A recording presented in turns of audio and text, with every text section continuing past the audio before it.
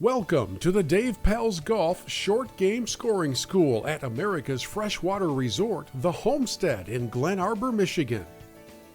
For the uninitiated, what is the Pelz Golf Scoring School?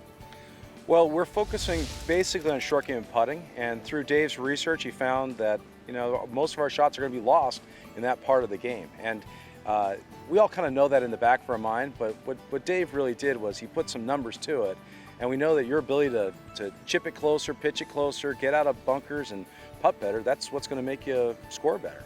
And it doesn't make sense to focus on parts of the game that aren't going to really make the biggest improvement that we can right off the bat.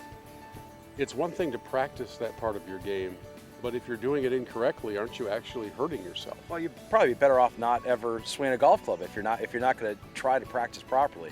And I think one of the biggest advantages that we have with our students is the time we spend with them working on the game the way they're supposed to work on it. My job really is to lay out what they're supposed to do and then make sure that they're practicing the way they're supposed to practice. And that's why it's very challenging to get the instruction you need out of 1.5 hour worth of work with your pro, even when they're the best pros around. It's very hard to accomplish what you need to accomplish unless you have a little bit of time to spend practicing properly. And if people can leave our class practicing the way they're supposed to, the sky's the limit on what they can really achieve. The bunker board allows us to get outside the bunker, make our bunker setup, practice our bunker technique, and try to make the same swing that we'd use on the pitch shot function in the sand. And it should function in the sand if you set up properly.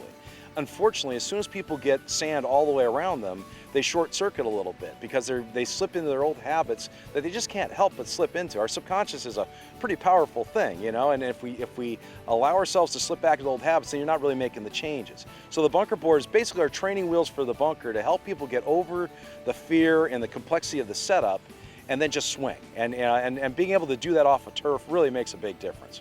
I think it helped me out a lot. I think it's going to improve my up and downs as well. Pretty excited about it. I never used a bunker board before, so that was very intriguing there. But I really think that it's going to help with not only my overall technique, but being able to get up and down with not only my sand wedge, but with other clubs as well, including 8, 9 irons, that sort of thing.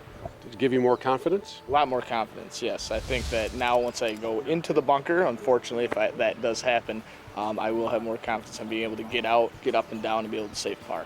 It's all about making the turn the way you want and finishing where you need to finish the swing.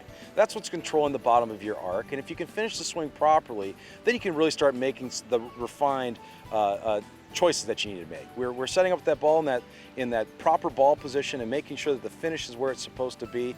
Then from there, it's just a matter of length of swing.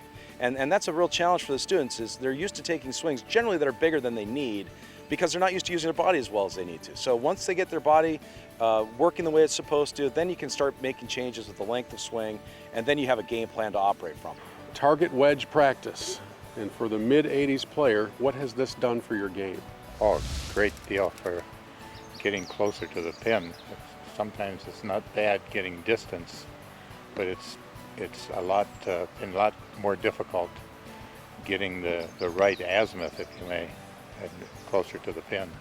What does this do to fuel your enthusiasm for the game? Well, anything that gives you the confidence to go out and try it again. It's like getting an eagle on the 18th hole. That makes you want to come back and try again. That is exactly why the people have the lob wedges sitting in their closets, not in their golf bag, because they tried to work too much to help the ball up in the air instead of letting the loft of the club do the work.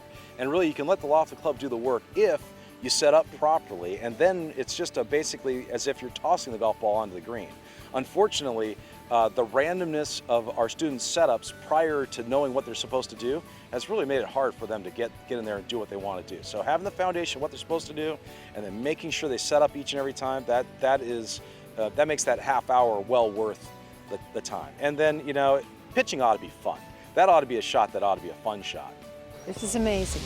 It's the best thing I could have ever done. What are you learning? I am learning to get the ball up in the air. That's a problem for me, especially with chipping and putting and sand traps, is to get a nice loft on the ball. And they're going straight So it's placement. Your short game is where it's at. So it's going to make a huge difference for my game. I think chipping might be a lost art. Our final station was the bump and run. Get it on the ground and let it go. And what are they learning in that section? Well, they're learning that, you know, you can get in a setup position that isn't as comfortable as many of the other shots. That's probably the most challenging setup for the entire students. Getting that ball as far back as we like it and getting that close and getting the club upright. It is a bit of a challenge for students, but what's fun about that shot is there's instant improvement. You know, all it takes is 2 or 3 shots and say, man, this is so much better than what I was doing before. Of all the stations that you've gone through, which one has grabbed you the most and maybe flicked a light bulb on for you? Probably this green side chipping, just trying to not over hit the ball and get it close to the pin so you can hopefully single putt. If I could get to the mid 80s, I mean, that would be wonderful. If I could eliminate 6 or 7 strokes per round, that'd be great. Do you see those coming from the short game Oh area? yeah, absolutely. I mean, you know, you spend a lot of time on the green and near the green, that if you can eliminate 1 or 2 strokes per hole or per round, I mean, that pays off. My name is Stefan, and I hope to see you up here at the Homestead Resort for the Dave Pelz Scoring Game School. It's about time that you went in and changed your game forever. I hope to see you soon. Well, we invite all golfers and all vacationers to the Homestead. We're America's freshwater resort. We're surrounded by the Sleeping Bear Dunes National Lakeshore. We feature the Dave Pelz Scoring Game School and some wonderful golf here in the area and at Manitou Passage Golf Club, our golf course located about 8 miles from here. This is your invitation to register for the Dave Pelz Golf Short Game Scoring School at the beautiful Homestead Resort, America's freshwater resort in Glen Arbor.